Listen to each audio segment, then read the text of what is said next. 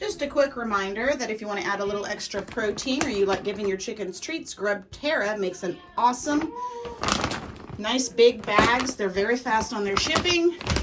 Black soldier fly larvae, sustainably raised for your flock.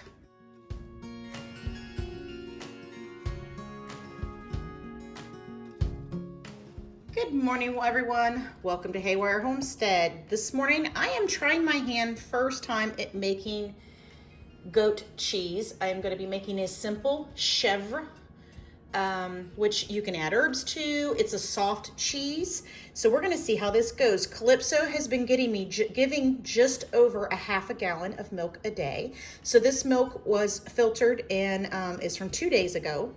I've done a gallon in here. It is on a medium heat. I'm stirring it occasionally. The recipe calls for 1 quart, but we're doing 2 quarts. And we are heating it up evenly to 185 degrees. Then we will be adding some fresh lemon juice and some plain old white vinegar. Straining it. I am out of cheesecloth, so I'm just using a flour cloth towel inside of a strainer and a bowl. Super, super excited that I have goat milk, so that way I can, start making cheeses and doing other things. I have done yogurt before. So this is the recipe. So 1 quart of goat milk, 1/3 cup of fresh lemon juice, 2 tablespoons of vinegar, 1/2 teaspoon of salt, and the dried herbs of your choice. We already lined our colander. We've got a heavy bottom pot. Stirring occasionally. We're going to heat it up to 185. We're going to remove it. Then we're going to add the lemon juice and the vinegar, and then we will strain it through the cheesecloth, and then you have to hang it for an hour, and then you can put it on a cutting board, shape it however you want, add your herbs, and then you refrigerate it. So that's pretty much it.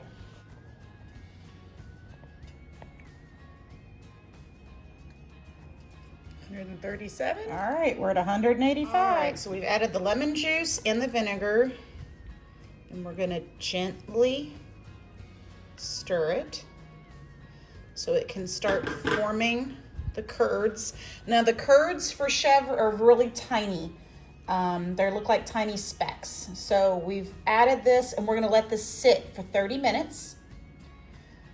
And then we will slowly ladle it into our strainer, our cheesecloth lined strainer. All right, it has sat for the 30 minutes, and we are supposed to gently, and can you see the curds? Gently place it in here.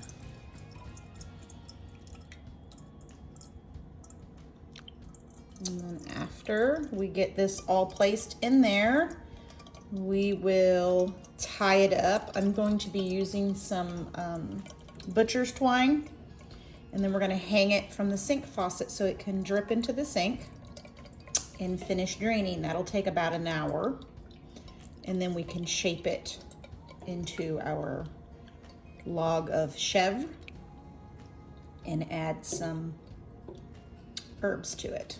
Almost forgot to add the salt. And then we're going to stir that in.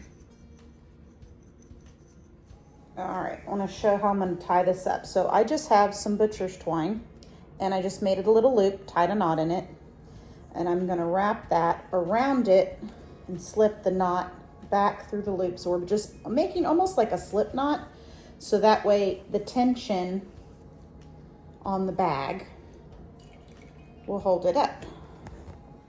So you can see that's how, and then it's going to continue to drain. So my sink, we have a new sink, thank goodness, and this has this really nice holder that holds the arm that holds the faucet handle. And all I did was slip the twine over top of it, and then it's just going to sit here and drip back down. So all of the whey is coming out of it, and we're going to leave that for an hour. All right, let's see what we've got after an hour. We'll take it over here to the cutting board and take it out.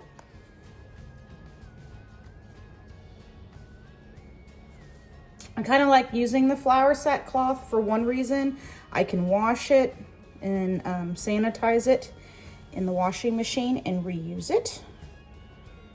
Cheesecloth is a little bit more. See, now it was just like a mushy mess, and you look and it's now nice, and there's a little bit left on the cloth, not much. And we can just pick that off. And then we're gonna shape it. I'm trying to decide what herbs to use. I'm thinking chives for something simple. That was my first thought.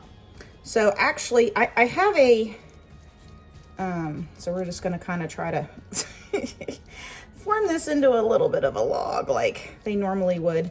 But what I decided I'm gonna be using is, I've been testing we make spice mixes for part of our farmer's market booth. And they're all gluten-free, preservative-free. I use non-irradiated, organic,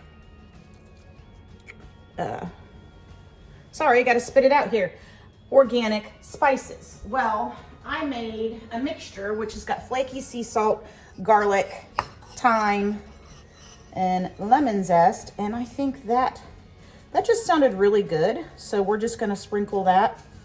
This is a garlicky steak seasoning that I just came up with. So we're just gonna put a little bit of that on top.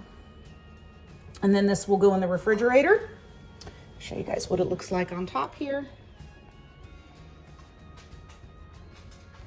So that's gonna go in the fridge and let it set, and then we will taste and enjoy. It is a soft cheese, and I could not wait. So I decided to go ahead and try it a little early. So here's my little bite. It's lemony and creamy. It's actually really good.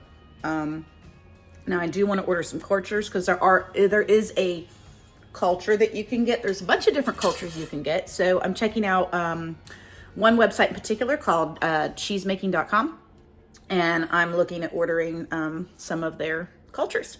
All right, thanks so much for stopping by, guys. Take care.